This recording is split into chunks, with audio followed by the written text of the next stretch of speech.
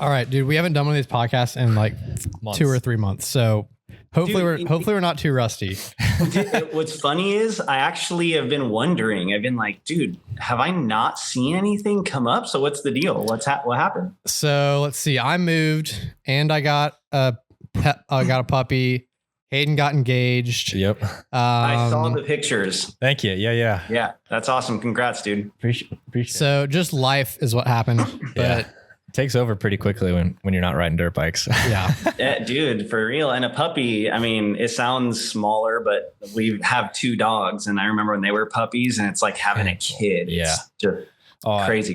Kind of shows the kind of parent Connor will be when he... Is that a good thing or a bad thing? I think it's a good thing because you handle Marshall pretty well. Like, he's not my dog, so I don't discipline him the same way that you do. Plus, you've also trained him like pretty diligently. You got him on the clicker, and he's a pretty smart dog, but he chooses to be a butthole sometimes. He's got quite the personality. But, he's a wild child. Anyway, have we started the podcast? Are we already in it? I guess we're already in it. We're in it now. Well, so for those that don't know, this is Pierre, the MotoFam. We've already had him on before. Welcome to the podcast. Mm-hmm. Thank you. Thanks for doing this last minute. It's I've been wanting to get you back on too, especially like mid Supercross season like this. Cause when was it? It was probably about a year ago. I was just thinking about that. I'm pretty sure I think it was about a year Did ago. we make predictions? I think it was like right before the Supercross season that we had. That's you on right. last. We were making predictions. That's right. Yeah. That's right. I was like, oh yeah, Kickstart Kenny.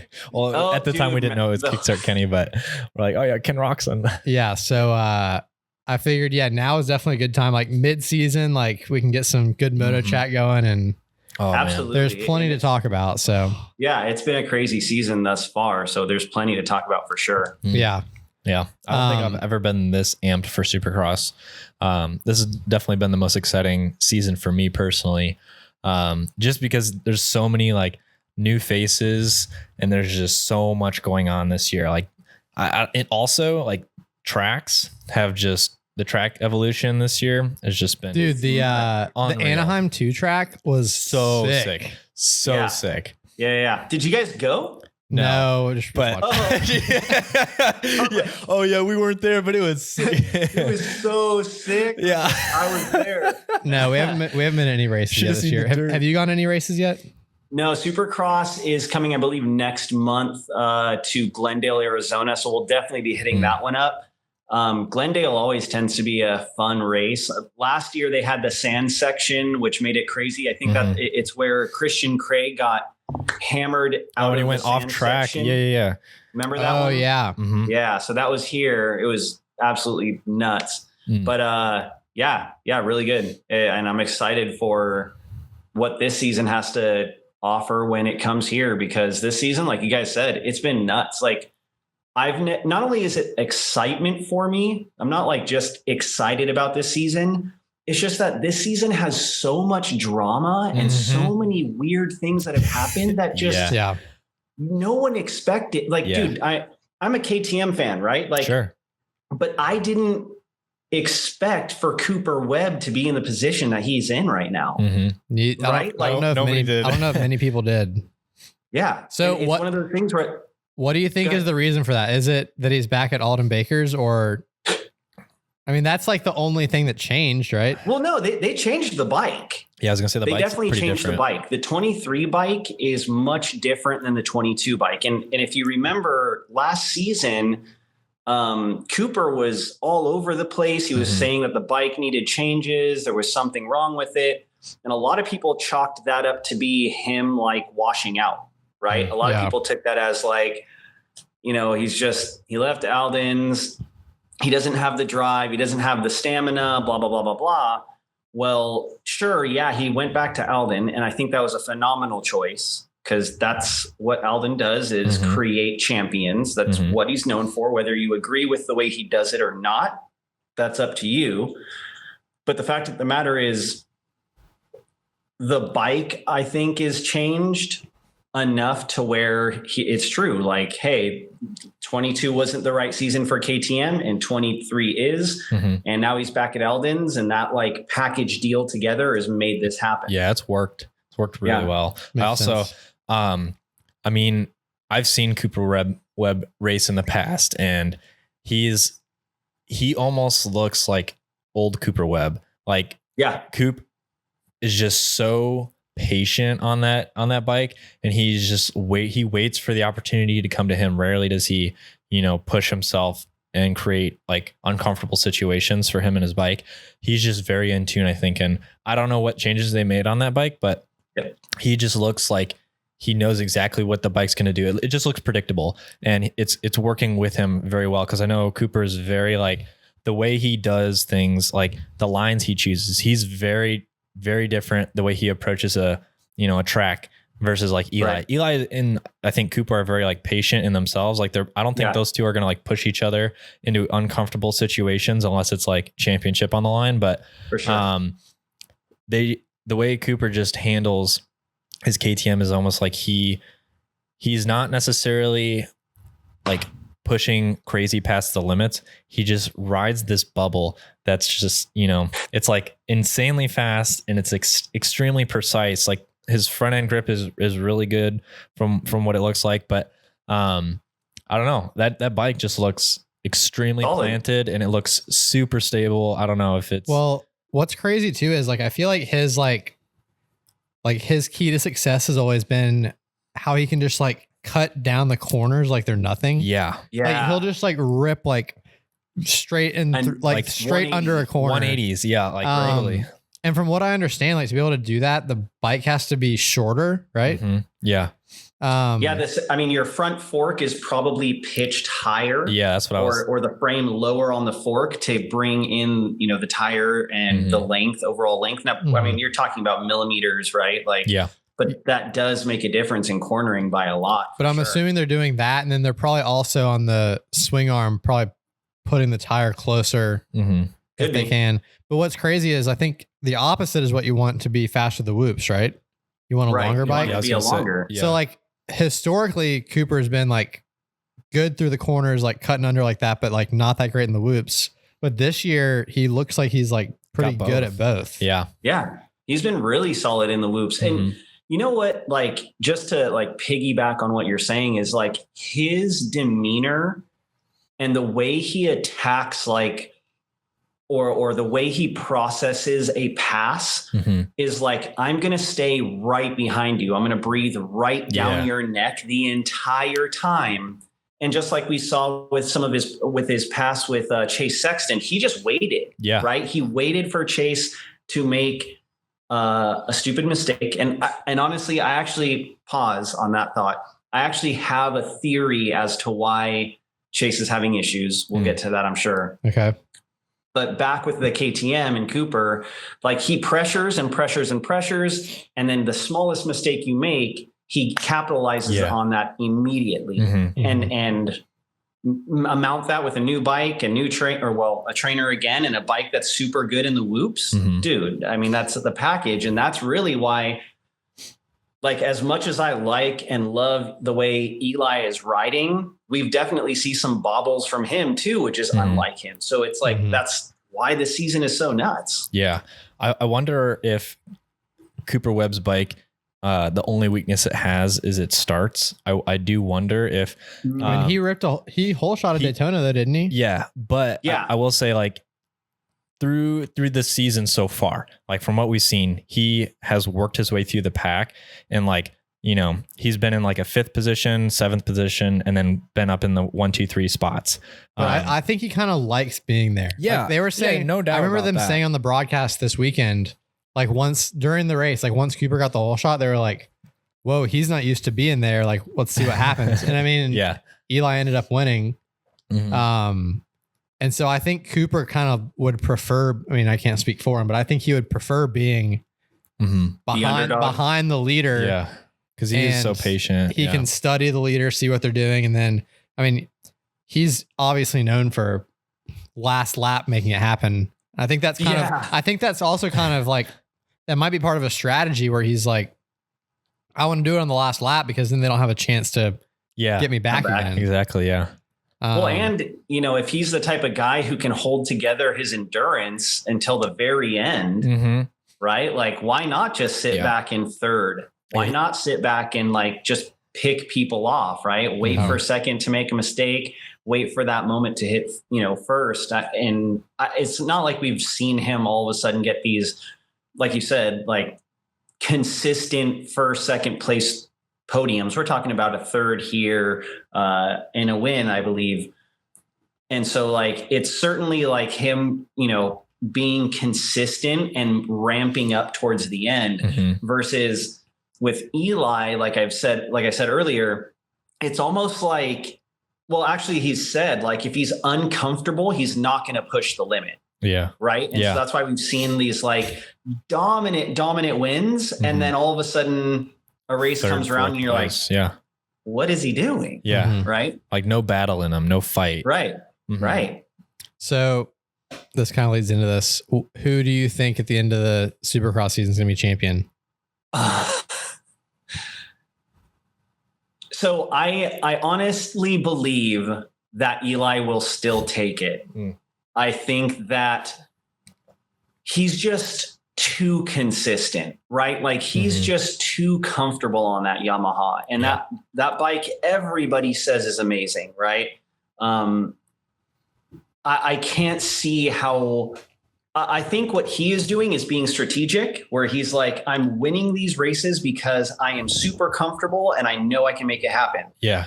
If I'm not going to, I'm going to get in a position to know where my points stand, and I'm just going to hit that limit and let everybody else crash out or do whatever. Yeah, he's playing the long game. He's not thinking race to race. He's thinking like, like broad, like grand scheme of things. Yeah. Right. And that's why I think Eli will take it. Coop will probably be in that second place spot, in my opinion.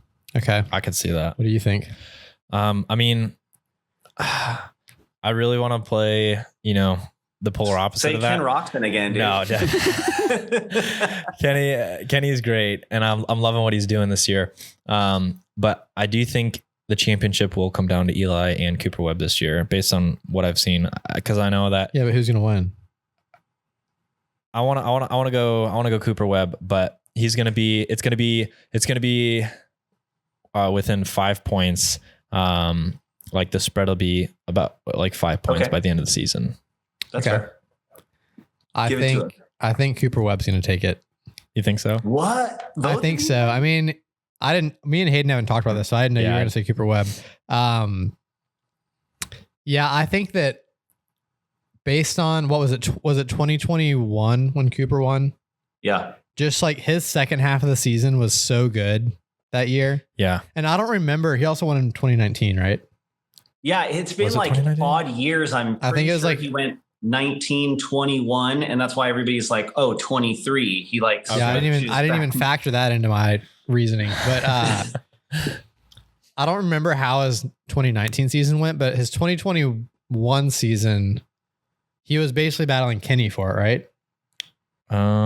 Dude, you're asking. I can't remember. I think they all blend together now. I think that was the year that like it was Eli's last year on Cowie, and he was like he had won in 2020, and then in 2021 he was just like not good at all. Yeah. Yeah. And everyone thought he was like done. Mm-hmm. But I remember like the second half of that season, Cooper was just like Kenny was like the guy. Yeah, yeah. And then Cooper just like started like ticking him off and like having those last lap wins. And right. I could see that happening again. Because Cooper's obviously like on the right program, on the right bike. Like he has it back together. Mm-hmm. Right. I definitely don't think what's weird is like race like 1, 2, 3 this year. I wouldn't have said that. Mm-hmm. But like you were like, oh, well, it's going to be between Eli and Chase, just like how Outdoors was. And then like Cooper just kind of like slowly started like creep in there. And then it's like, dang, he's like, now he's above Chase and he's what, 5 points behind right now, I think. Mm-hmm. Right. Yeah. I definitely don't think Cooper's going to be like a bold, I don't really know how to word this, but he's not going to be like a dominant threat over Eli. It's going to be like it's going to take the whole It's going to be close for sure. Yeah. But like, that's kind of how Cooper rolls. Yeah. Is like keeping it close. Exactly. Yeah. Yeah. And I think like everybody has said this. If I'm not mistaken, I've even heard Roger DeCoster say that Cooper is like, he likes to be in the grit. Mm-hmm. Right. Like he likes the competition. Yeah. He likes it to be tight and hard. That sounded terrible, but Well, it's Cooper Webb. His big thing is always like had like the chip on his shoulder, like chip on like on when his he shoulder. was in amateurs. Was it AC that was like the man? Are they the same age? Yeah, AC, I believe. And Cooper was like always like the other guy. Yeah, and I think that I think we talked to Levi about this because like that happened, and then the same thing happened with Chase Sexton and Austin Forkner, where like Forkner was the man in amateurs. And then like we see how that's kind of worked out. Yeah, it's kind of fizzled. Yeah. And I think that like when you're that underdog in the amateurs, it seems to have paid off for a number of people. Right. But I forgot where I was going with that. Oh, one thing I was going to say, I saw a video the other day. I don't know if it was on TikTok or what, but they were showing all the videos of Eli crossing the finish line in first this year.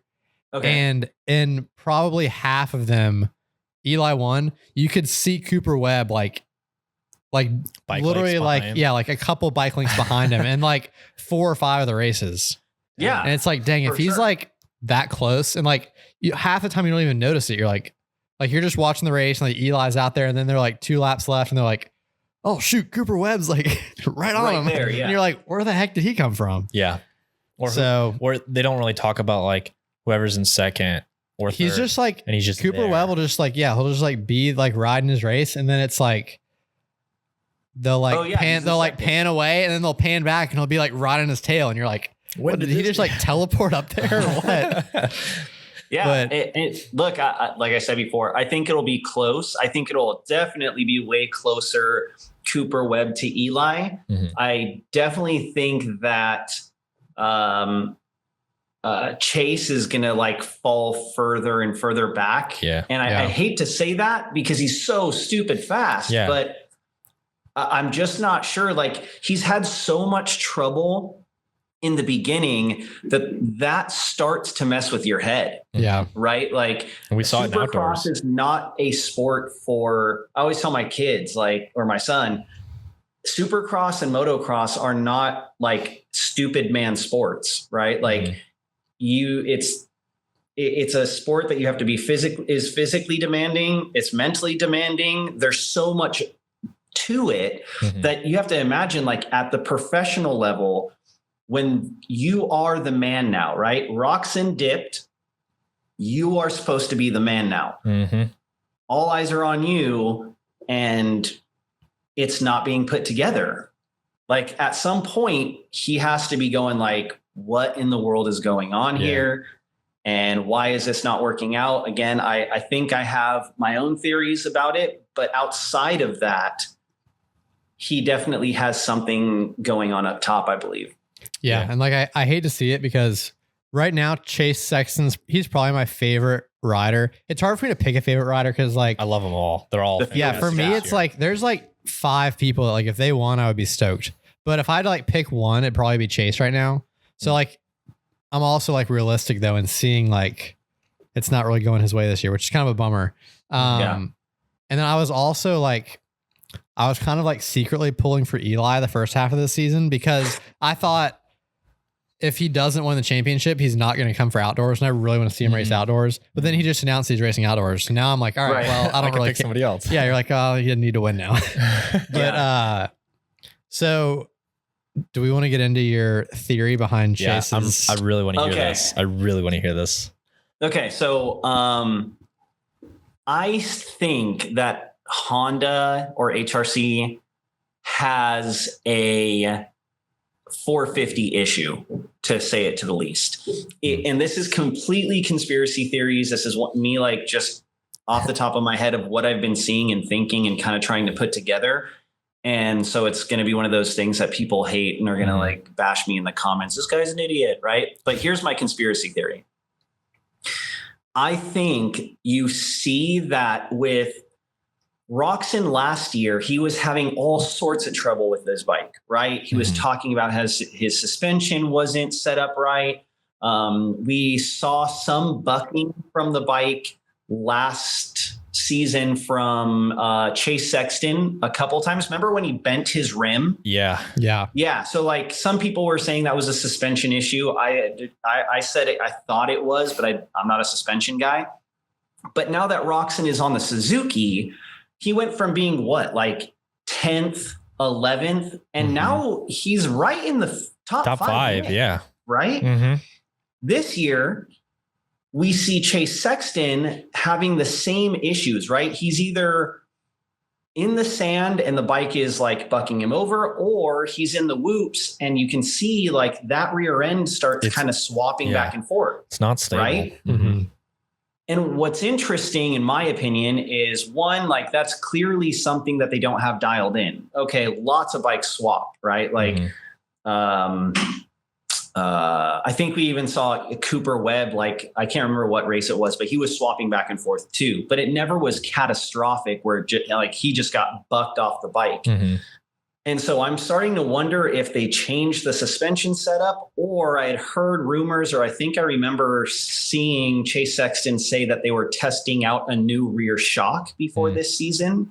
So I'm wondering if maybe that has something to do with it. Either they made that swap or they didn't make that swap, and now they're reaping the benefits or the lack thereof of the suspension setup. Because again, you have the same thing happening, except Chase is still trying to be political, right? He's like, I have some things to work on. I have some things that I need to do, blah, blah, blah, blah, blah. Where Ken Roczen is like, the bike sucks, right? Like the bike has issues and blah, blah. I mean, he had no problem just throwing the bike under the bus last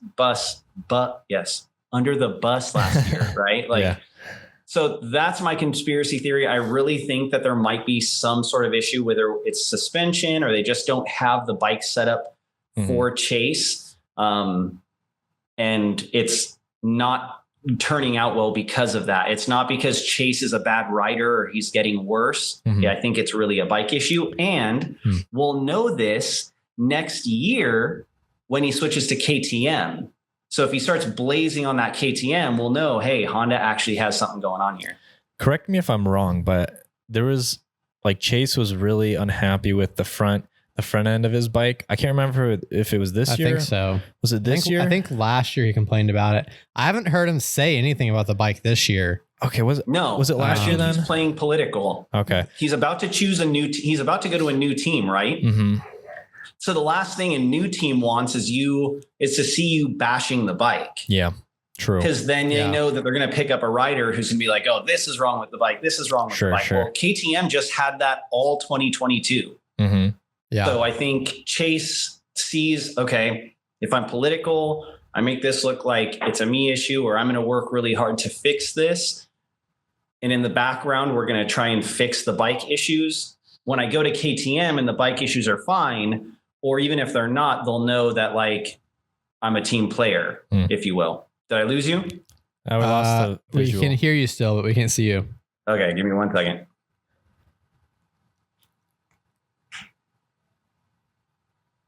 What happened here?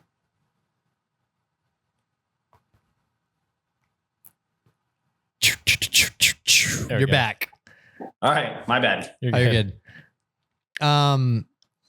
Yeah, I could definitely see that happening. So here's my follow-up question. All right. Why are the 250s so good? Or is it just the talent that's on those 250s? Dude, and I've literally thought that over, right? Like I've literally been like, but then the 250s, you have two amazing riders who are clearly like extremely dominant, right? You can say whatever you want about who's better. It doesn't matter. Both of them are extremely talented. Both of them are killing it on the 250.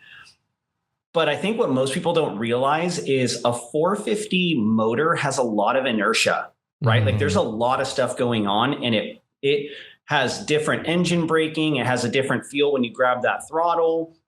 It's going to push a lot harder. It's going to feel a lot different. I'm not saying that is the end all. Well, hey, like the motor is bigger and stronger and faster, and therefore you blip that thing and it's going to, send you rocketing, and the 250 isn't like that.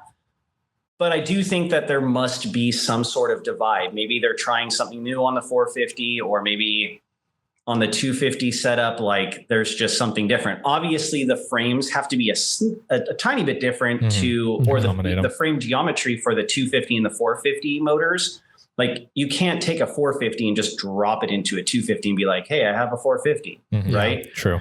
So there's something going on with that. But to your point, like, dude, the talent bar is so high with the both of them, right? Like, let's just say the obvious, like Jet is the future, right? Like he is that guy, right? Like, and it's crazy because he's that guy pretty consistently, but again, when he keeps it on two wheels, it's not like we haven't seen him, you know, take that bike, especially last season, right? And send it over a side or two.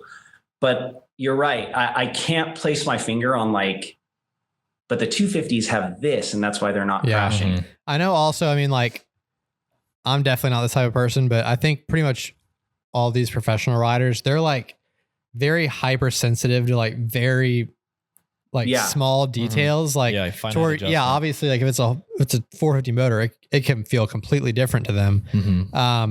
They can tell if they're one clicker off, or, you know, it's like that can change their whole night. Whereas like me, I'm just, you know, just holding on. Yeah, it's always it's interesting whenever you see like the post race interviews and you hear the guys go like, "Oh yeah, so we went up a couple clicks on, you know, this or that," and you're like, you can tell the difference between 1, 2, right? Like crazy. When I adjust my clickers, I'm like 1, 2, 3, 4. Yeah. And then I go out there and I'm like, feels the same. I don't know. So that like it's extremely interesting, and again, like it's one of those things, like the talent is super high, and that's not to take away from Chase. Like Chase is extremely talented. I mean, he's like he's probably I bet he could. I mean, he's qualified. Well, that's what's crazy is like his qualifying times are ridiculous, right? So it's like the bike is obviously working one lap at a time. Yeah. But like if your theory is true, then it could be when he pushes it, right? It like could be, he might be putting down like fast lap times, but in the heat of a race, when the slightest, you know, track dang roughness. I bucked it this way, or I clipped it that way, or whatever. Maybe that small amount of difference. I mean, we're talking about suspension that costs like thousands upon thousands of dollars. You know, like those small clicks that we talked about do make a difference. And if he has it maybe a couple clicks off, but again, I think it's not the clickers. I think it's like something like big with their suspension to frame or suspension together. I forgot who posted this. It was someone on YouTube. They had some up close videos of Chase Sexton's bike, and they had added these extra aluminum supports to his frame. I think it was like under the gas tank. They had done these extra supports. I guess that makes it more rigid. Yeah. And they were like pretty beefy, like they were like pretty hidden by the shrouds, but someone got some video of it, and like it was like a pretty obvious thing. And I think that maybe they talked to one of the mechanics or something, and they had said that it was something that the guys in MXGP had done. Yeah, that makes sense. And then also on top of that, you were talking about his rear shock. I heard someone talking about, so I guess there's like two different types of rear shocks. And I think one like doesn't have the reservoir or something. Okay. The one that I think Chase is on now is the one that Romain, or no, not him. Tim Geiser. I think that he had used this rear shock, and then now Chase is using it, and it's like a different shock than what like most people traditionally use, like a very like a different like build than what's on like our bikes. Yeah, and if we're talking about the same thing, my understanding is it's the shock that he was supposedly testing, and I don't know if he's running it or not, was more of like an outdoors style setup. Yeah, I think I'd heard that too. Which makes sense if it's, you know, a MotoGP race setup, right? Yeah. Like those guys run these giant tracks. And so a lot of people had tested them before for Supercross, and it just didn't like quite make the difference. But, you know, everybody's different. I mean, suspension setups are crazy, I'm sure, from guy to guy. So if Chase Sexton was like, let me try that one out, yeah, it could have felt super good. And maybe there's that just one little thing that's off. But that's dude, I could be completely wrong. It could be that Chase is just... it's just a Chase thing, a mental thing. Yeah, it's just a Chase thing. Yeah, it's I'll be interested to see how he does outdoors this year. And then is it like 100% confirmed that he's going to KTM? My understanding is yes. I mean, I had heard, what was that, back in like November that he had signed with KTM? Right. And it was like, and it was like hush hush though. Did they really do that far ahead though? Like over a year in advance? In my opinion, like imagine, because I mean, if your time is up with Honda, you know it's coming, you're not winning championships, you don't want somebody else to take that spot. Yeah, I guess that's true. Right. Yeah, like Jet moves you're up. signing away. Now, again, so much of our sport is like, I heard this and it's happening and then it isn't, right? Yeah. Like how, like even with Eli Tomac, how long was it? Oh, after Supercross, I'm done. Right. Like we said, and now he's extended his contract. Yeah. Right. So I think there's a lot of stuff that goes on behind the scenes that we don't know, but yeah, from my understanding, he's going to KTM, whether he's like signed a contract or not. I just feel like that would, because like if he had signed a contract, obviously Honda would know about it. Yeah. And I feel like that would just make this season for him not as good, where they would be like, well, he's on his way out anyway. Like, why would we put any effort into it? And dude, I mean, think about it. We've seen already chimes of that with Jet going to a 450, right? Like we've seen video of Jet practicing on a 450. He raced Motocross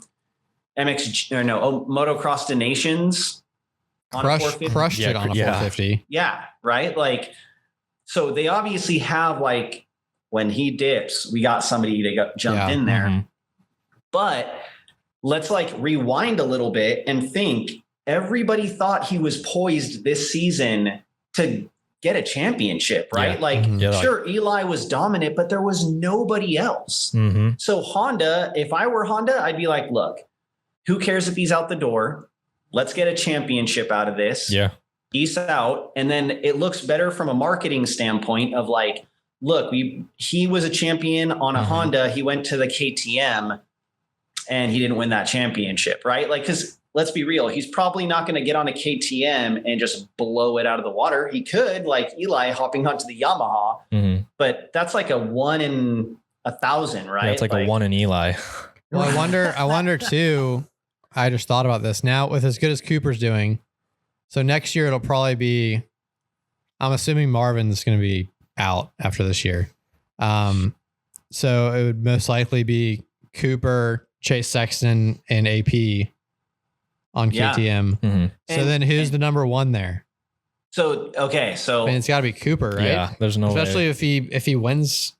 Yeah. If he wins, of course, but AP, I'm not sure. I thought his contract was up at the end of this season. It could be at the end of this season. Okay. It could be.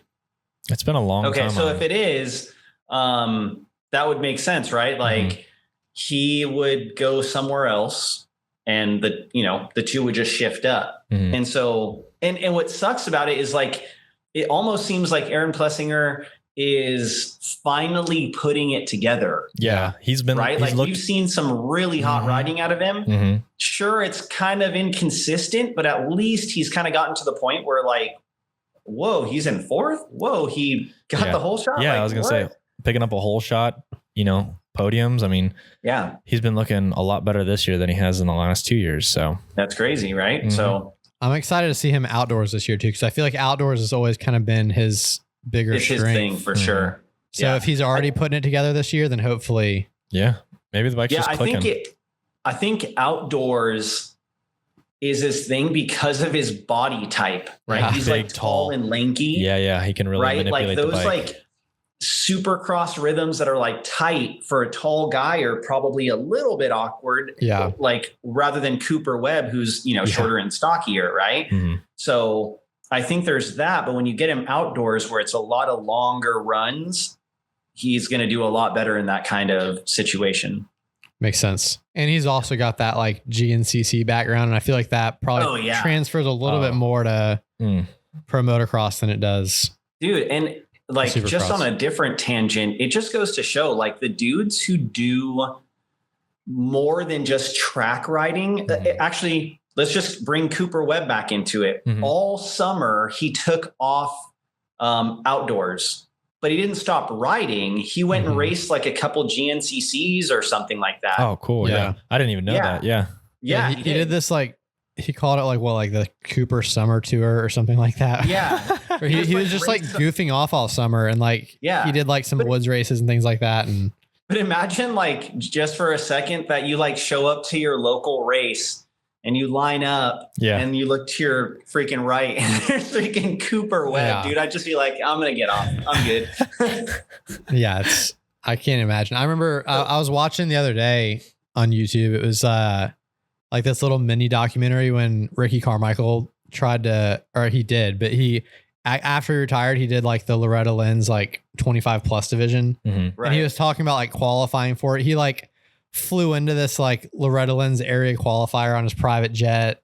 And like shows up and he was like, yeah, pretty rough race. I only won by like 30 seconds. And it's like, it's like, dude, and it's funny because like, I don't know if you guys are old enough that sounds fair. I'm 36. So I remember when Ricky Carmichael left MX and SX, and then he did a stint in, the X Games where he was doing high jump. Oh yeah, dude, I remember that. Yeah. Remember? Yeah, that was and sick. Like like people were like, "Oh, cool! Look at this supercross racer," and then he just starts hucking it, and beating out everyone by like feet. Yeah, right. Like it's nuts. He's just a guy who's just that good. Like he really is the GOAT. He's really like a once in a lifetime. Well. Well, depending on how Hayden Deegan goes. Ooh. I know.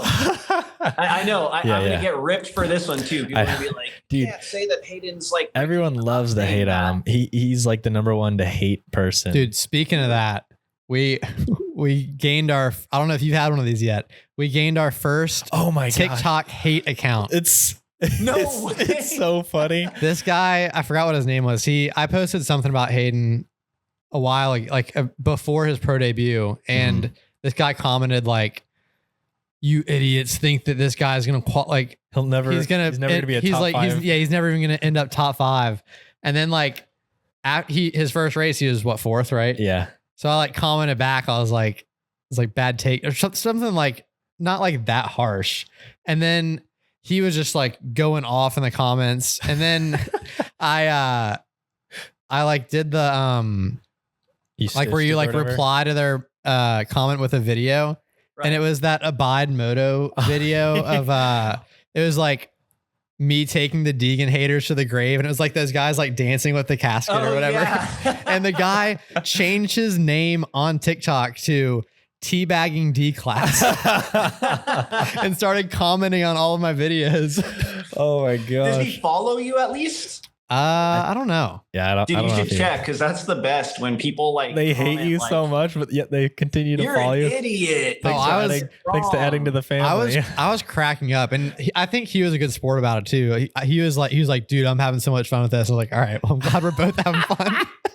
Yeah, dude, but like on the whole like hater thing, and I hate using that like context, he's a hater. Like for people who just like don't agree with your point of view or whatever, doesn't mean you hate them. And I think we actually touched on this like last podcast, but what's always interesting is like, okay, so you took time to watch my entire video, maybe twice, then you commented and you hoped that we would go back and forth, right? Like, so you helped the algorithm because you watched my video more than once. Thank you. You commented, you fed the algorithm again.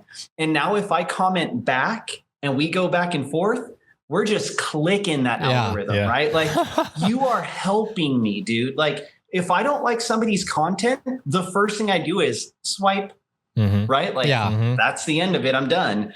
So it's really weird. But on top of that, it's odd to me that, you know, I always tell people, look, I'm just a fan, right? Like, I'm just a fan. Yeah, I don't know why people like my content, but they do. And whether you agree with it or you think I'm an idiot, like the last video I posted where I got Tyler Bierman's name wrong, and every other comment was like, what? Who? Tyler who?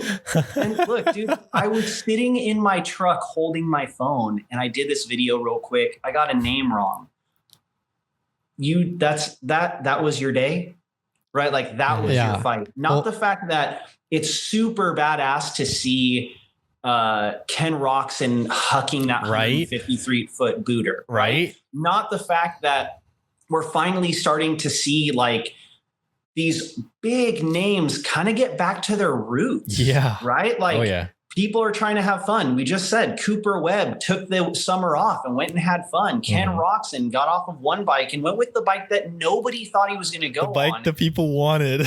Right. Like, and what you took away was the name that was wrong. Yeah. Right. Like it's such an odd place to be. And to be honest with you, there's a part of me that like dies laughing. Oh yeah. Same. Right? Like you can't. That's all you got out of the video.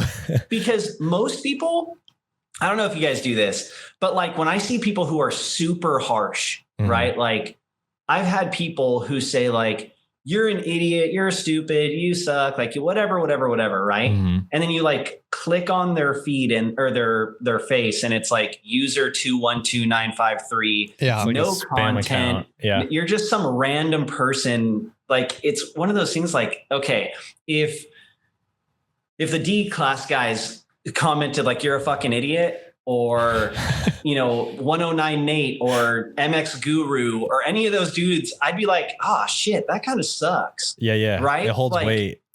Yeah. That because not that there's like levels to this, but like, even if I don't like other people's content, you have to respect their hustle, right? They got somewhere by putting in time and effort, not because they're hot taking off their tops like some girls are on TikTok and all that other stuff, right? Yeah. We tried that. It didn't work. Yeah. The algorithm didn't like that. So like you have to respect it. And so there's a certain point where you're like, if one of those dudes were to comment on my stuff, firstly, I'd be like, sick, they saw my video. But secondly, if it was negative, I'd be like, all right, well, maybe I got to tighten ship, right? Yeah, like I got to make a difference. Sure. And that's cool. In fact, if I know I talk a lot, but when I first started in TikTok, I had a guy comment in my comment section about how many like pop-ups I was having in my videos, right? Like I like to put up the like weird like GIFs and stuff in my video. I don't know if you guys ever noticed, but I like to put them in my videos, right? And there was a point where it was just like every second something else was popping up. And the guy in the comment section was like, dude, this is getting a little bit out of hand with like these like GIFs and stuff that you're putting in the video. And I initially wanted to be like, no, you don't know anything, right? Like I have 10,000 followers. Okay, cool. Right. So I actually took it to heart and I was like, you know what?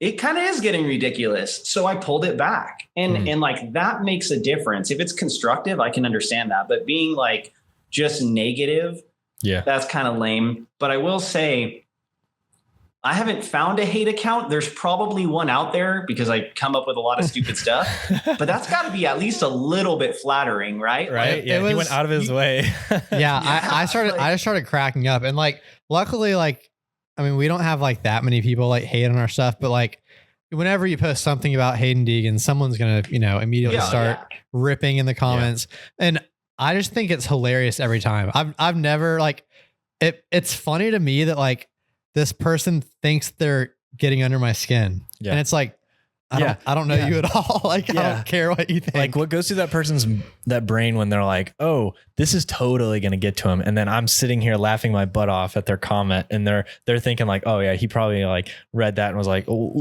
what do you mean? Like, you know, and also like oh, you got me. Like, it's not like this is like my like livelihood. Yeah. Like, like, we just do this for fun. Yeah. It's like a side thing. What's funny too is, so, I work for a UFC fighter. Do you follow UFC much? Yeah, a little bit. You know who Mike Chandler is? Yeah. So he's fighting Conor McGregor and sometime this fall. I work for him now. I'm like his media director guy. That's like my regular job. And I run his TikTok account. And dude, the amount of people that he gets in the comments. Oh, I can't even imagine. Dude. Because like, first of all, I mean, Conor McGregor has probably 40 million fans. So like anyone that goes up against him is going to have some hate. Mm-hmm. But like the people that comment on his posts, and it's like, first of all, it's like me running it because like he doesn't really like TikTok. And so like I'm like reading through some of these comments, like seeing how stuff's doing, and like he gets like 99% positive comments, but there's always gonna be those haters, and it's like I read them. I don't even like send them to him because I'm like he doesn't care at all. And I'm like reading, like, does this guy really think that like this big time professional athlete like really cares like what this guy like what he's saying, like, and like there's like people that try and like coach him in the comments too, like, hey man, like you should do this in your next fight, and it's like, all right, he has like one of the best trainer. One of the most like renowned coaches in the world. Like I think we've got it covered. Yeah. Oh, and I was gonna say just random user 032275. You know, I should definitely take your advice. Yeah, you know? Like no profile picture. And it comes around back to like the whole Hayden thing, right? Like here's a kid who is like, you have to admit he's worked his butt off. Oh yeah. Whether or not he has the money and the family and the resources, sure. But okay, he was given the luck of the draw. Like, congrats. The fact of the matter is, if I gave my son $1 million and built a team around him and got him a bike, doesn't mean that he's going to win a championship. Yeah, exactly. Not at all. I mean, the biggest example is Hayden's little brother. That kid has all the same opportunities. Yep. And like, great kid. Like, the kid's fast on a dirt bike, but he's not. He doesn't give off the impression that he's trying to pursue becoming a professional rider down the road. Dude, like make it Jet and Hunter. Dude, they have the exact same stuff. Yeah. Right? Same bike, same trainer, same team, same sponsors, everything. And I'm sure they train just as hard. If not, Hunter probably trains more because he's trying to, you know, wash away this thing that we are talking about where he's not quite jet speed, but he's speed, right? Yeah. Sure. So yet with all those things, Jet is clearly at a different level. So with Hayden, it's one of those things where like, okay, I have riders that I don't like. Like I don't know them, but I just obviously, right? Like I don't know any pro ride. Well, I know a couple, but not at that level. Yeah. Right. And for me to be like hateful and like negative, bro, like you have no idea. Well, that's what I think is crazy too, is like these people are hating on this like child. Yeah. Yeah. He's like 17, right? Or like, 16. dude, just be happy for him that he's, and also like what aggravates me too is like the amount that the Deegans have done for the sport. Oh my gosh. Yeah. Dude. There are so many new fans that like didn't care at all about dirt bikes, and they see these people on YouTube, and now they're like not only like a fan of the races, showing up to the races, they're like buying bikes and like, I obviously we're never going to have like a number, but it would be really interesting to see like the number of people that are now on dirt bikes because of the Deegans. Yeah. And from the outside looking in, when it comes to the Deegans and stuff, like they clearly have like a dynasty kind of thing, right? Like they have a daughter who races like NASCAR and trucks and all that stuff. Their sons both race dirt bikes. For them to not only like try and help out our sport, but like to get into other things, right? It's amazing what they've done. And to be honest with you, like as a guy who grew up in Southern California, saw Brian Deegan and Jeremy Stenberg and all those dudes like at the mall, right? Like out in the desert riding, like they came from a place where it was like nitty gritty. Like I'm just a freestyle rider or a privateer supercross rider who was like, F it, I'm going to go to freestyle, take the biggest risk ever, right? In your sport, take that to a level that nobody ever really thought, and then go and like put in work so your kids are successful. As a dad, I'm not like, F that dude. I'm like, heck yeah. Yeah. Right? Like you put in the time, you put in the effort, you made something of yourself, and now you're trying to make something of your kids. Badass. How can you hate that? I don't know.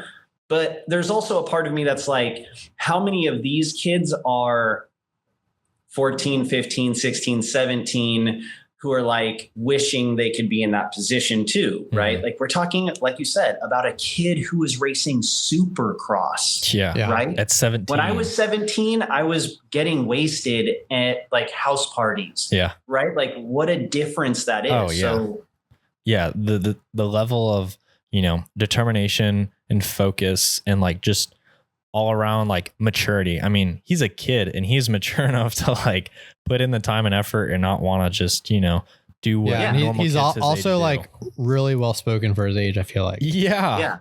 Very much so. Dude, anybody his age who got a podium, and why wouldn't they be like, yeah, I'm the best, right? Yeah. And he went up there completely professional, like talked just like any other pro would. Yeah. Like there's something to be said about that too. And I know we're talking a lot about Hayden Deegan, but like there's other dudes that have gotten into the mix and have been getting lots of like Hymus. He's been in the mix. He's not putting out as much, but he's a phenomenal rider as well. Right. Yeah. Yeah. We've been seeing some good stuff from him.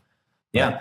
One weird thing I don't know when I realized this, but I think it was the last video that the Deegans put out. And this is kind of a little bit off topic, but Brian does like these pre-race like breakdowns of what he thinks going to happen. The last 3 races, he's been like on point for everything that happened to Hayden. Like he's I just watched him at like on lunch break and I'm like, holy cow. Like he predicted Hayden's podium at Daytona. He predicted the week before that that Hayden wasn't really feeling too good with the Triple Crown. And then like the weekend before that, he's like a top 4 rider or whatever. And then he got a top 4 finish. And it's just like, I was like, okay, I know he's his son and he knows like what's going on in his head, but like the accuracy has just been kind of freaky. And it's been like, he's like, I don't know. He'll like just kind of like dance around the idea. And then he'll say like one sentence that's like really accurate on like the outcome. But I'm kind of curious to see what he says for, you know, like next race or whatever. But yeah. I guess that's in 2 days. Hopefully I'm going to try and get this podcast out like tomorrow. Yeah. Since we're talking about some relevant stuff. But for sure. Hey, can you carry the conversation for a second? I'm going to grab a beer. Go for it. Do you want anything? Do you want a beer, Pierre? Yeah, grab me one. Give me that disc. You want anything? I'm good. I'll do a water actually. That sounds you know what I mean? The liquid water you got in the fridge that you're grabbing. Anywho, shoot, who do you think is going to be the 250 rider next year in West Coast? Dude, I hope that Deegan does well enough that they throw him into the West Coast. Yeah. Like, why not?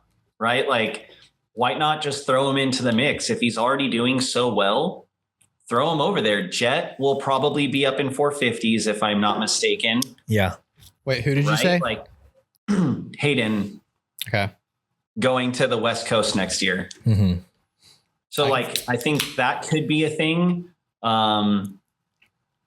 Dude, and like what's really interesting is if you think about it, like there could be a day where Jet Lawrence and Hayden Deegan are racing 450s at each other, right? Like new generation and like new generation there. I would say like the earliest that happens is probably 3 years?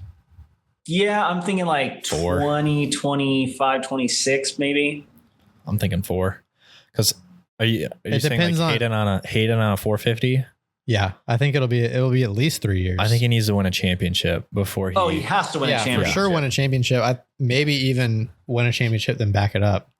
Ooh. If he let's just say hypothetically Hayden Deegan wins a championship next year, which like I'm not saying that's going to happen, but hypothetically he does. That's an 18-year-old winning a championship. They're not going to put a 19-year-old on a 450. I don't think, right? How old is Jet though? I was gonna say Jet was 18. He's young. Jet's 19 right now. He was 18 last year, and he rode a 450 for MXO Nations at 18. I think that it kind of just depends on how dominant he wants to be in the 250s, right? Mm-hmm. Like Jet won East Coast and now is wanting to win West Coast. And if I'm not mistaken, he might be one of the only guys to do that, right? Back-to-back years, win East Coast, win West Coast. Mm-hmm. Yeah. And so if the Deegans, or Yamaha, we should say, if Yamaha goes, hey, 2024, you hit the East Coast round, dominate, or West Coast, whatever they choose, then you flip-flop, you break that too. Now you're on par with Jet. So going into the 450s, like, you know how to win a championship. Mm-hmm. It's not like, hey, that was a fluke. Like, it's got to be second nature. So yeah, let's call it 2026. I don't know, 2027. If, the world doesn't end in a civil war or whatever. Yeah. If the world doesn't. Supercross will still go on. Yeah. The world's over. Cooper Webb is still out there in a KTM, We're going to be the last survivors. Yeah. I mean, it's the most physically demanding sport. It's going to be Eli 2027 on Supercross. No, he won't go that long. I wish he would. Let me ask you guys a question.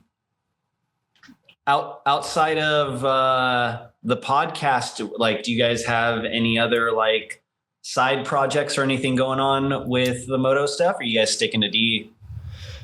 Moto? I mean, I've been filming I've just been going to a lot of the races and filming. I filmed a lot this summer. Yeah, dude, some of those images are amazing. Yeah, Connor. It was a lot of fun to film. Mm-hmm. And that's just from sideline, right? Yeah, that was just from a fence. We were all, everything I shot was from the stands. I was gonna say, there's an opening at Team Pride. If you hadn't heard, Connor, the face of Team Pride. Here's why I won't do that. I got to talk to Tom at. Have we talked about this on the podcast? At Redbud? So me and Hayden went to Redbud, and we got there like super early. The sun was like still coming up. It was like the perfect filming conditions, which is where I got a lot of those sick shots.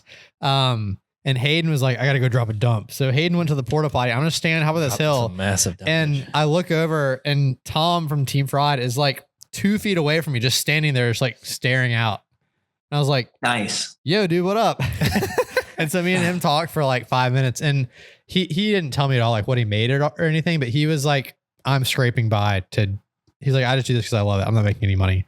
Well, and like, it sounds terrible, but like, two things to that. One, like, it just goes to show like money in the sport. Mm-hmm. It's not like, it's not a booming industry. Yeah, it's not booming. And we should talk about that for sure.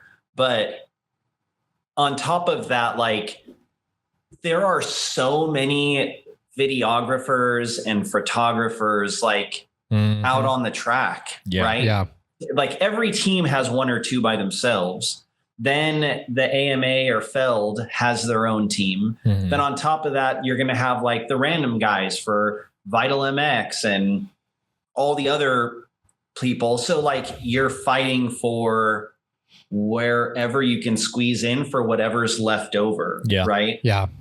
So it's a bummer. I like just doing it for fun. I don't want to make any money off of it. Mm-hmm.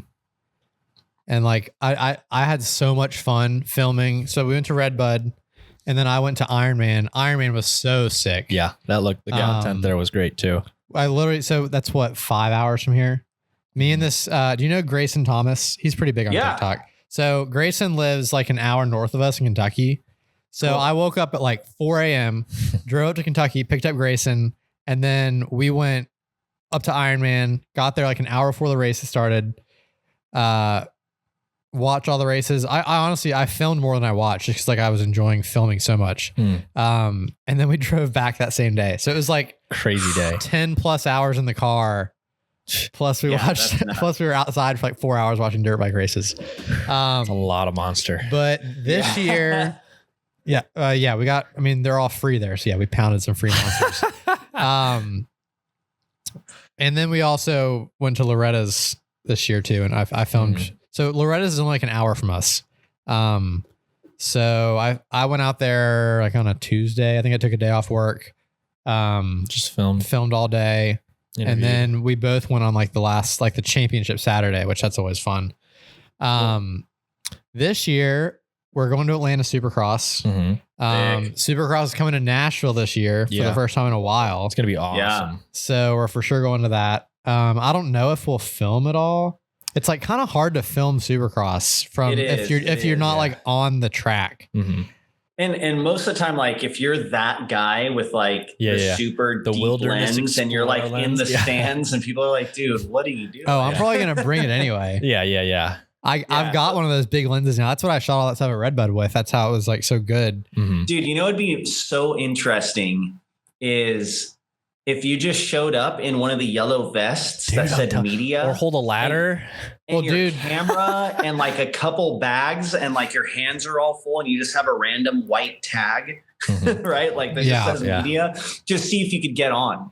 I think I could. Grayson actually, I don't know if this is public, but he somehow snuck onto the track at Daytona last year, and he got a bunch of sick pictures. Yeah, that's sick, dude. And so I'm sure there's a way. I thought there was like a. If you carry a ladder anywhere, you can get into like anywhere with like. You pretty much can, yeah. If you just walk with a ladder and a vest. Funny story: when I used to work for a dirt bike shop in San Diego, Moto World of El Cajon, shout out. They had a lot of like connections into Supercross, and so we would always do like the big events at Supercross, like not put them on, but be a part of them and get like passes everywhere. But the one place we were never allowed to go after races started was onto the track, right? So we got to do a track walk, and then we would have to like, that's it. That's the end of it. Great, right? We're a manufacturer or seller. So that's what we get. My one claim to fame is I was like, no, man, I want to get on the track and see these bikes going by. And I just like threw on that attitude like I was supposed to be there and just walked past guards. Like nobody said anything. And I was like, holy moly, I'm like 19 or 20 and nobody's saying anything. Like, like I clearly shouldn't be there. Yeah. But I think a lot of it is just like looking the part. Oh yeah. Like having that face and just doing it. I've told this story in the podcast before, when you went to but Atlanta? me and my dad, when I was in like middle school, and me and my dad were at the pit party for Supercross Atlanta, and there was just like random line of people. And my dad was like, let's see where they're going. So we get in line and everyone has like VIP passes on, and then it's just me and my dad, and they like take us like down this tunnel, and like there's this security guard checking passes, and my dad's like, follow me. We just like bolt right past him. Guy didn't even notice. And then we turn the corner, and next thing we know, we're on the track. And we're just like walking around. Like we called our buddies. We were like, hey, are you on the stadium yet? They're like, yeah, what's up? And we're like, look at the triple in turn 3. And we're like waving at them. Dude, it's funny because like, yeah, like those are those like sick memories. And like, if you ever just decide to do it, like what's the worst that's going to happen? Right. Hey, get out of here. Yeah. Yeah. And I'm like, oh, sorry, I didn't know. Oh, sorry. I just saw a line of people. Like, my bad. What is it? The guy from Pulp Fiction? He's just got the coat on his hand, like looking like left and right. Like, where am I? Half the time, I don't know what I'm doing. And dude, like now they do, you know, they sell track walks. There's one at Glendale where you can track walk with Ricky Carmichael. Oh, really? That's cool. And all you got to do is like, I can't remember how much the ticket is, but it's an expensive ticket, right? Like it's at least a couple $100, but yeah, you can do it. That's cool.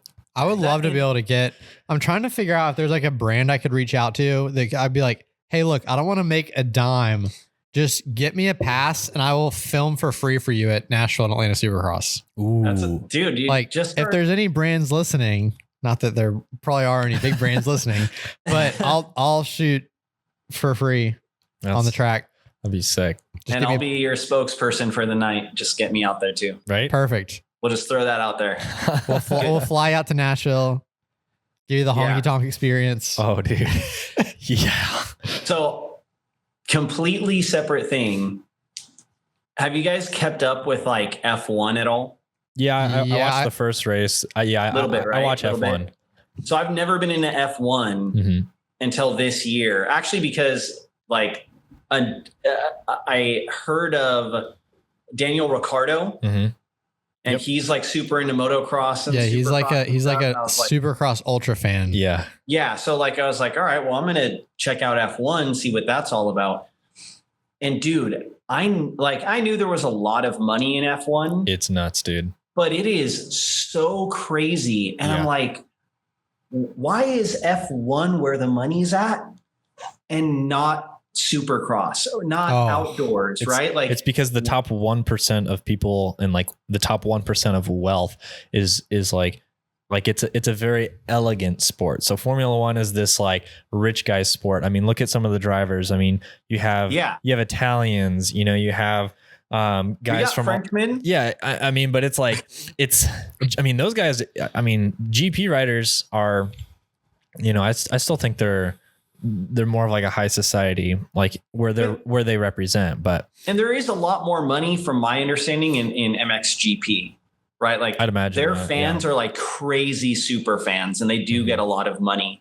But it's crazy to me because you're right. Like a lot of the owners of like Mercedes and McLaren, we're talking about $1 billion. Well, and it's like Tom Cruise is hanging out in the pits and stuff, and right, it's a different caliber of stupid money. So like, but the question always comes down to is like, well, then how do we fix that? Right? How do you fix either the image or how do you get people who do have the money? And one of the things that I've noticed is, I don't know if you guys saw on one of the F1 cars, the sponsors' names will change. Yeah, I saw that on the McLaren cars. Dude, on the McLaren cars. And I'm like, why couldn't somebody figure out a shroud that does that? Right. That'd be sick. Where it lights up and it says Budweiser. And then the next one says, you know, whoever. Like those big companies who have the big money don't want a sticker that big on your rear fender. Yeah. Right. Like they want top billing. So the best way to get more money is to be able to show more names and more sponsors. And that's like one of the biggest things that is weird to me, that like, why aren't dirt bikes are moving forward in the technical sense, right? Suspension is working better. Frames are working better. Motors are more powerful. Okay. Sick. What about like the other tech? Well, like I think, go ahead. So I don't know if this is exactly what you're saying, but actually Jace from Gypsy Tales was talking about this the other day. The problem with why the moto industry isn't growing is because we're only marketing to people that are already into motocross. Right. Whereas F1, I mean, Drive to Survive made it like went nuts in America, at least. Like it made it like a hugely popular sport. Right. Whereas like with motocross, like, dude, I try and get so many of my friends into it. Cause like, I don't know about you where you live. I think that it's a pretty big thing out in Arizona, right? Here, there's a pretty big motocross community out here. Here, it's like, I mean, we've got like some core guys, but as far as like my friends that I like went to college and stuff with and like hang out with and stuff, none of them are. It's like me and Hayden, our buddy David's like kind of into it, and then like that's it.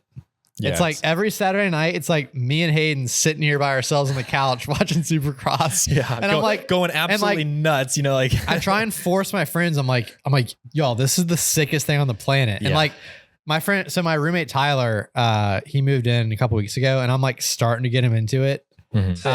He actually yesterday, he was like, hey, he is thinking about buying a dirt bike. Yesterday, not to get back to this, but he was like, hey, I was watching some videos. Have you heard about that bike claim thing with Hayden Deegan? And I was like, dude. Oh, do I? Pull a chair up. Like, that's old news. Don't worry about it. But I think that the thing about dirt bike racing is it's like, if you ride, then you see the guys racing and you're like, this is so gnarly. But if you've never touched a dirt bike, I feel like you see that and you're like, it looks okay, so simple. Like, and so like, it's kind of weird though. Like, I cannot go out and buy an F1 car. Yeah, no, it's so unattainable. But I can go out and buy a dirt bike. Yeah. Right? Yeah. I can go out and spend 80 grand on a Mercedes or $1 million on a Bugatti or $200,000 on a McLaren, right? Probably more expensive than that, but you know what I'm saying, right? Yeah. but I can go and buy a used 2-stroke for $5,000. Right. It's just like such a weird concept. Yeah. It's like, it's attainable versus it's like that. But also the thing is, like, I would say most people aren't willing to take the risk that comes with riding a dirt bike. sure. You know what I mean? Absolutely. So like that eliminates a lot of people. Yeah, you're not encapsulated in a cage. You're like most of my friends, like when I'm like, hey, you want to ride dirt bikes? They're like, no, that sounds terrifying.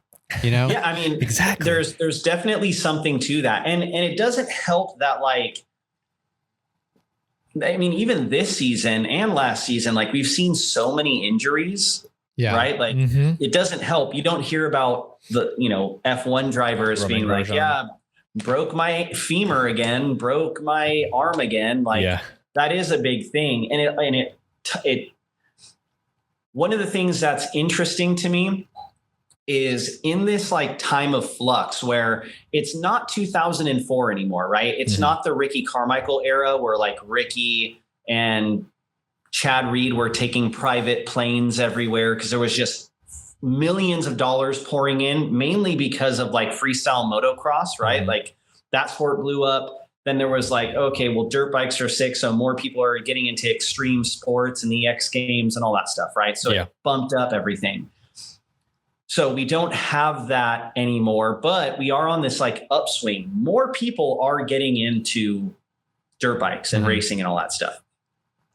The issue I think really comes down to is like, it's just kind of like you said, and people will hate me for this and disagree, but like you said, it's not refined. Yeah. Right. Like at the end of the day, it's still dudes just on a dirt bike going super fast. Yeah. Right. And it's never one of the things that sucks to say because I hate rules, but F1 is exciting because there's like a spec tire, right? Like there are certain things that like everybody has to use and it evens the playing field a little bit, right? Well, also like the production of F1 is so unreal. Like the fact that you can like be on board with the drivers during the race, the fact that you can hear they're like doing their radio calls like during the race. Live. Like it gets you so much more like you feel like you're like a part of the team. There. Like you can hear what exactly is going on. You can hear what they're talking about.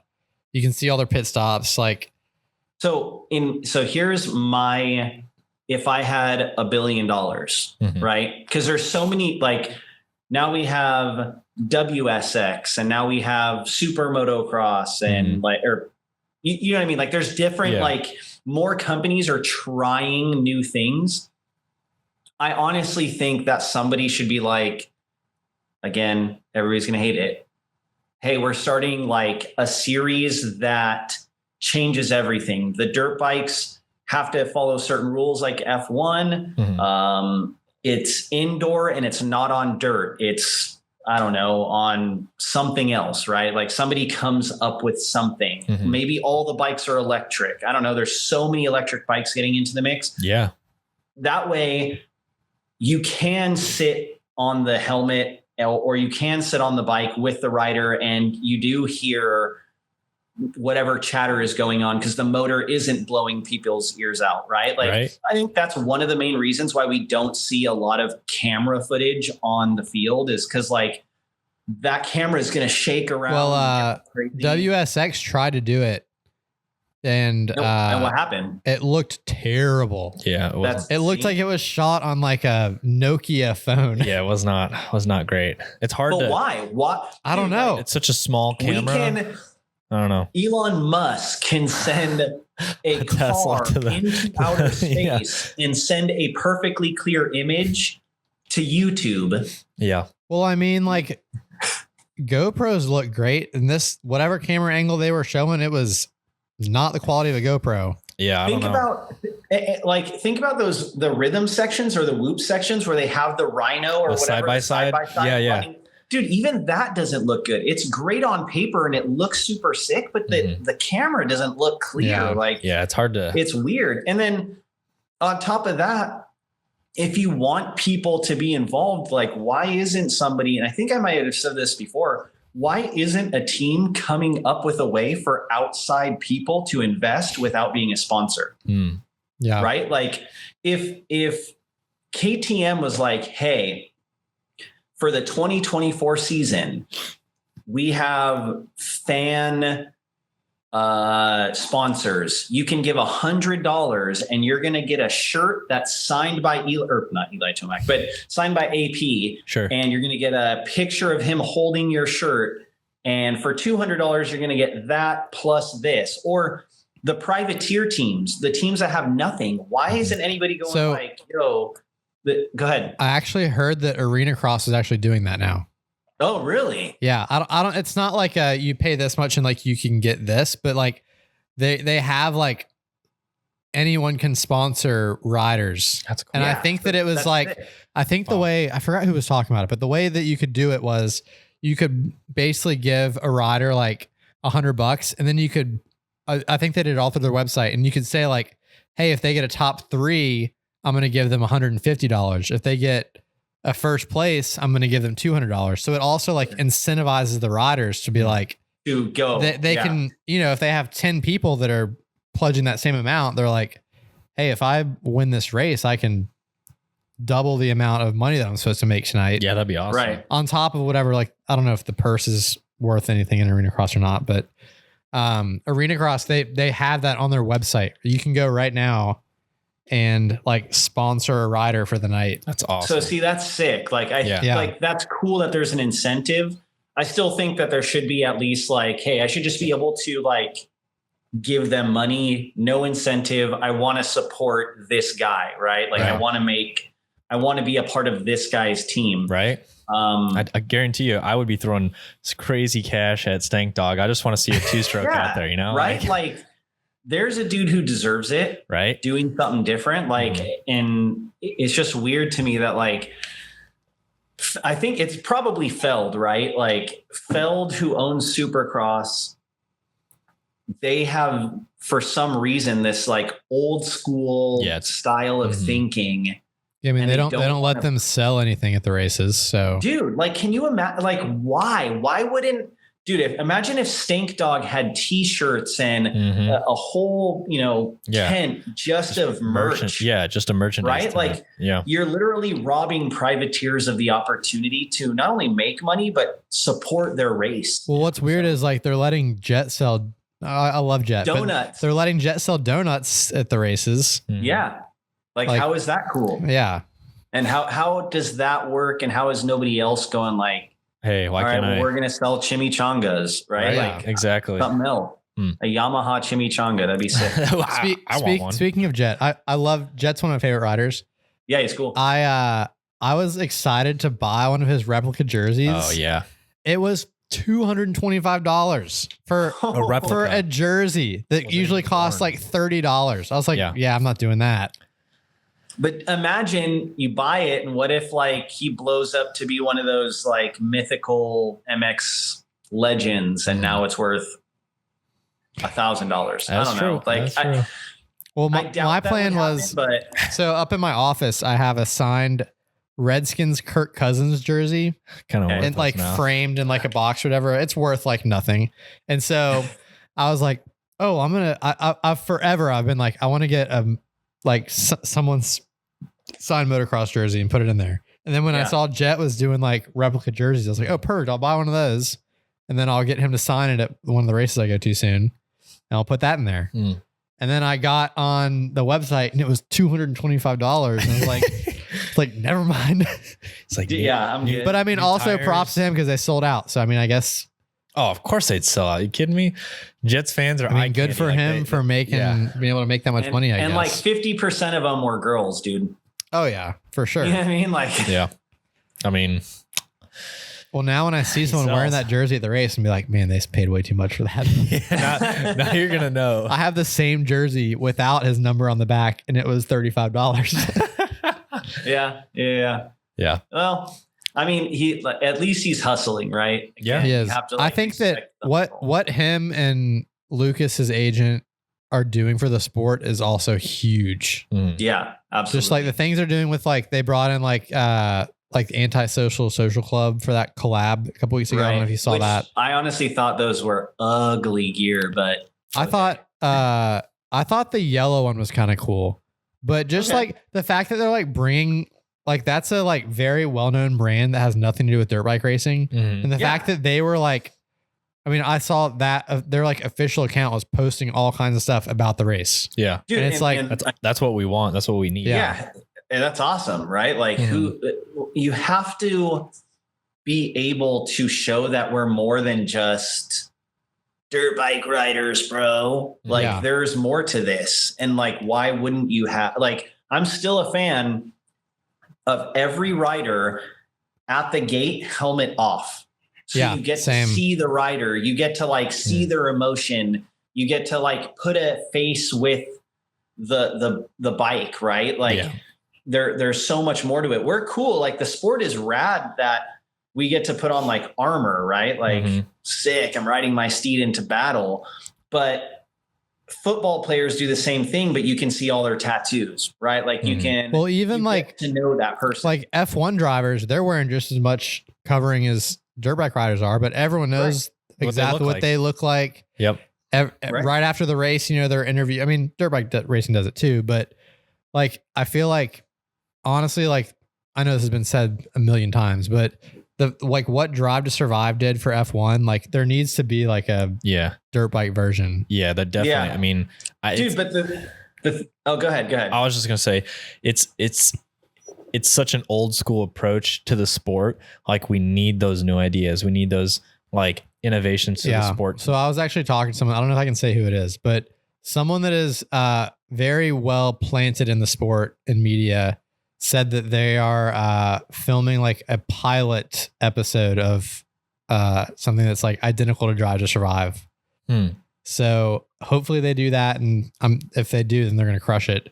And then there's so much drama in our sport, and then hopefully someone picks it up. I mean, the closest thing we had to it was, remember Red Bull used to do those Red Bull Moto Spy things? Those were so cool. The only problem was they were only following Red Bull riders, which was eliminating more than half the field. Yeah. Easily. So like obviously Red Bull has these crazy budgets and they can make sick stuff. But you almost need someone that's like not linked to a brand to fund it, so that everyone can be included. Yeah. Right. Cause imagine like you have Chase Sexton not Chase Sexton, Justin Barcia and all the stuff going on with him and Jason Anderson now. Yeah, exactly. Yeah. Dude, well, I mean, also like, I mean, no offense to F1 drivers, but like, I feel like dirt bike riders are so much more interesting. Like these F1 drivers, like, sure, they're cool, but also they're just like, I don't know, they're like loaded and like just drive, like they drive cars and like that's kind of like all it's about. Like there's so much like cool stuff that like goes along with all of these dirt bike riders, like Justin Barcia and like everything he's doing, like Chase Sexton and like the mental game behind what he's doing, Ken Roxon and like how he like surfs and has a kid and like all this, you know. Yep. And what sucks is like, so I'm definitely not the fastest rider at the track anywhere, right? Like, but I love the technical side of, you know, suspension, motor. Like I love learning about that stuff. And you know how they have when you're watching like a Supercross live feed, they have those like Jeremy McGrath, Kawasaki, the science of motocross. Yeah. Oh my gosh. Yeah. Yeah. Like, okay, MotoFam. That's kind of cool, but we could, like, somebody could do that better. Yeah. Right? Oh, yeah. Like, yeah. The one when they were like, I don't know if you saw the one, like it was like 2 or 3 weeks ago, and they were like, yeah, here's our Moto van and we use it to get to the races. And it's like, all right, that's just not. It's one of those things where like, dude, F1 has a whole series of videos where it's like, this person's running this and this is the reason why. And it's not a secret, right? Like everybody kind of knows what's going on with the cars. Like you can clearly see it. But in Moto, it's like nobody wants to talk about their setup. Yeah. Right? No, like it's not out very there. Hush. Yeah. But a guy like me, like, sure, I'm sure F1 drivers and their engineers have like their top secret stuff.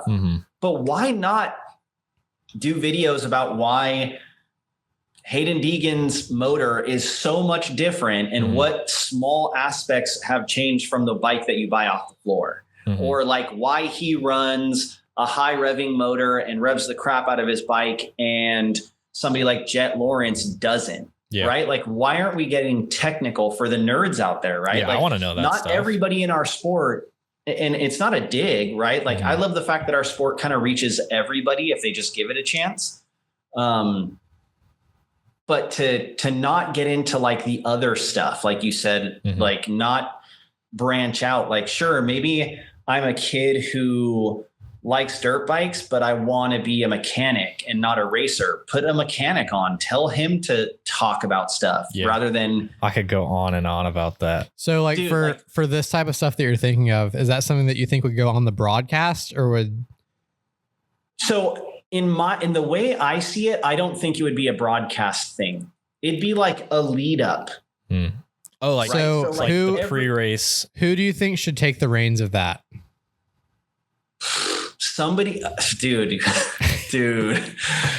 somebody who is not any of the dudes who are in the mix right now. Okay. Like, it's cool to see Ricky Carmichael doing his thing as a broadcaster. He deserves that position. Right.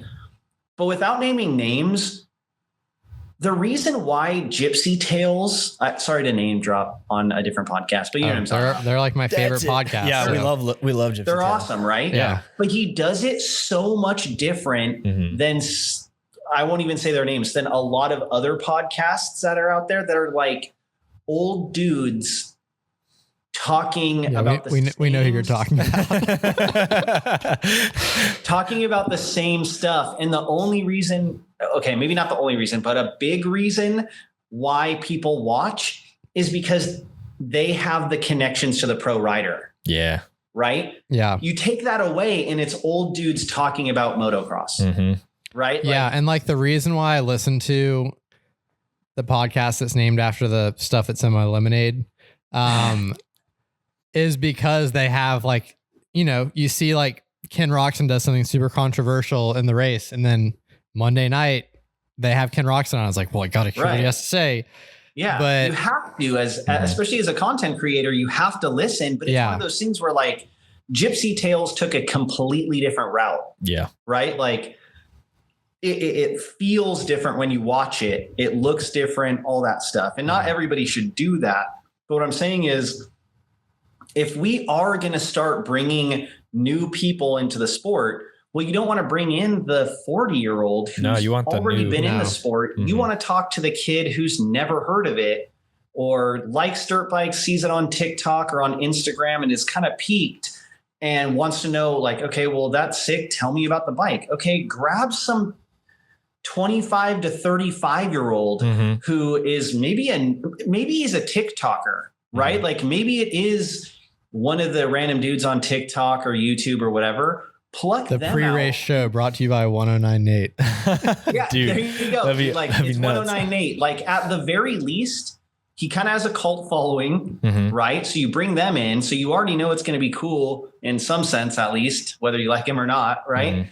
But you also are going to be able to bring in like new blood because they're associating like, okay, this kid, not that he or I or you guys are kids, but in comparison to some of the guys that are like the older dudes doing the broadcasts and stuff, like I don't want to listen. I do think that Daniel Blair is doing a really good job, and he's kind of like in a few different things. Like he's got that like breakdown. He's got that like professionalism being on the broadcast, but he also is like has his podcast that like is pretty loose.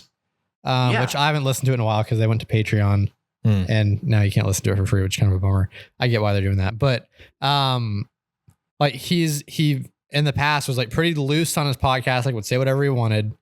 And like he also is like kind of got that like what you're talking about is like like the dude's tatted up, right? Like he BS's with the riders when he comes up to them. Like you can tell like he loves the sport and has like relationships, and it's not as like, well, and it's almost like we need another person like that. Cause it's like, he's doing a great job, but also he can't do it all himself. Yeah. He's a one-man team. No, he can't. And you don't want to, right? Like you want him to do what he's doing right now. Yeah. Then you want to drop somebody who doesn't ever show up on the live cast. but is like amping up the race. Like imagine somebody who's standing out there as the rigs are pulling in.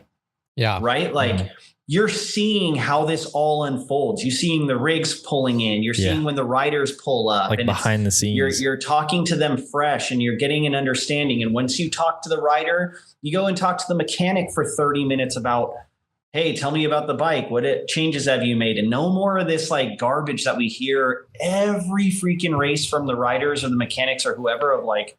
And I think this would go really well on like Race Day Live. Because like the people that watch Race Day Live are like diehards. Like I'm sitting here on Saturday at 2:30 watching qualifying. Like and those are the type of people that want to hear like these details like you're talking about. Things, I get that. I get that on Saturday night, like they can't be like going too in depth because there's also people that like you only have so much time. Well, they only have so much time. And there's also people that are watching it that like don't really care as much as we do, you know? But the thing is if you did it on platforms like TikTok, right? Imagine how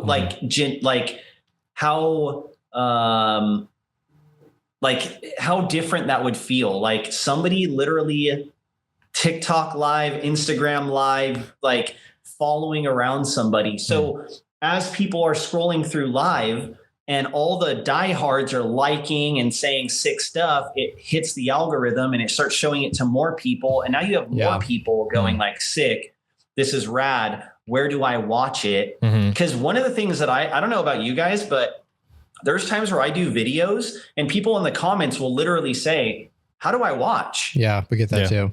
Right? So like, do you envision this being something that's funded by Feld/Supercross, or would this be like a third party, like a Vital MX or like something like that? I think it needs to be associated with the AMA or Feld. Okay. Right. But you have to convince Feld that it needs to be in an organic thing. It can't be structured. It has to be like, this and this. It has to be just free flowing. So if press day is on Friday, races on Saturday, we are starting from the moment the first truck rolls in. Every day we're doing a 2-hour live. We're just walking around. We're talking to people. We're getting to know every aspect of setup, because you're right. On race day, you can't talk to these dudes. Right.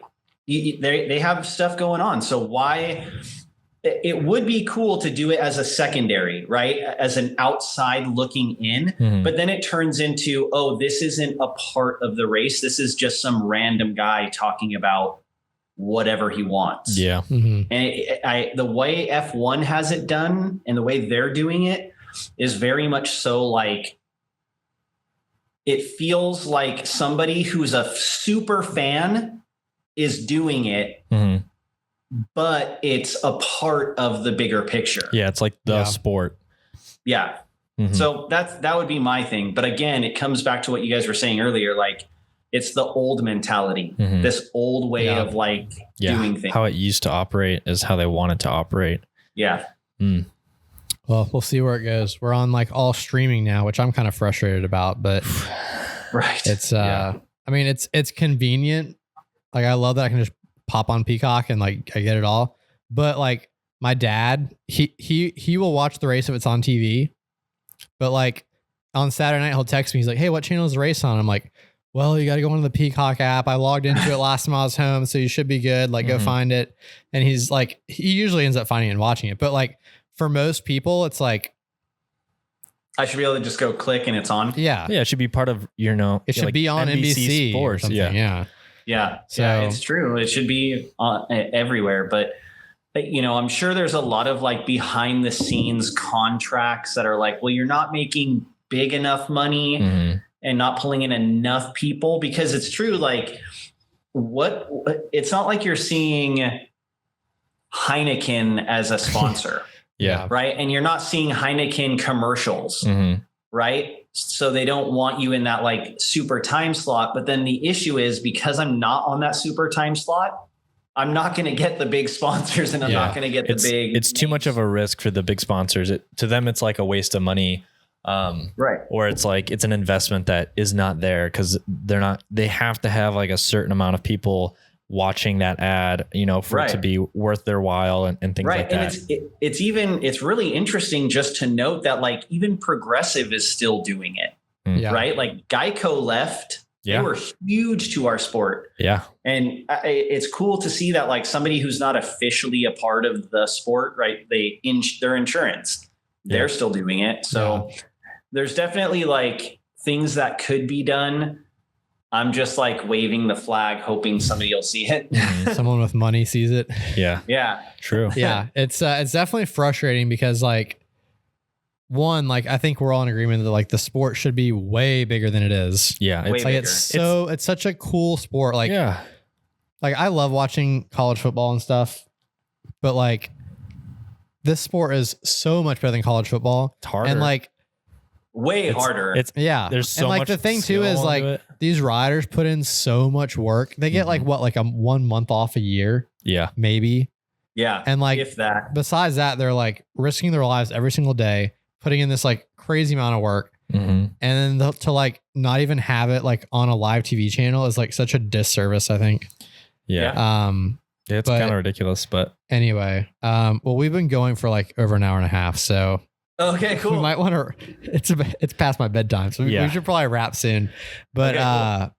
Great conversation as always. We'll have to we'll do something when Supercross wraps up and see if we we'll have made to do our a recap. predictions correctly. Yeah, we should try and get like a couple people in on like right after Supercross and get like maybe two other people in the mix and see if we can do like a round table style. Ooh, I'd be down. Cool. I'm trying to think of who we've like been talking about trying to get on, but haven't. For a while, we were supposed to have 109 Nate on. Now he like doesn't do dirt bike stuff anymore, so I don't know if he'll ever be on again. Okay, but I mean, we could find someone else cool to join in on us, and there's plenty of people that love talking dirt bikes. There's plenty of guys out there that I'm sure would hop on. Yeah, definitely. Awesome. Well, yeah, thanks again for doing this. It was another great always conversation fun, as usual. Great stuff. All right. So that's it for this episode. We'll be back. We've got a couple like potential guests lined up, and we'll see y'all in the next one. Peace. See ya.